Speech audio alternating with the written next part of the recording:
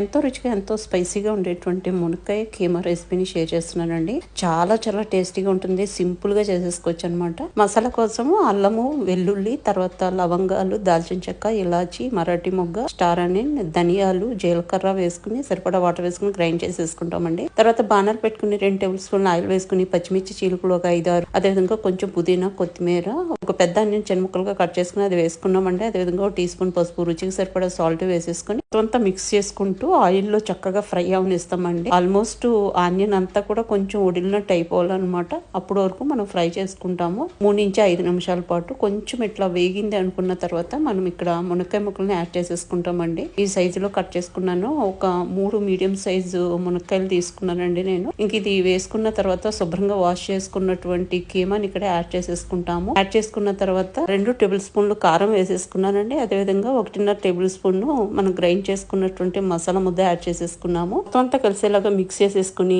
ఒక glass water వేసుకుంటామండి. ఇది ఉడకడానికి వీలుగా.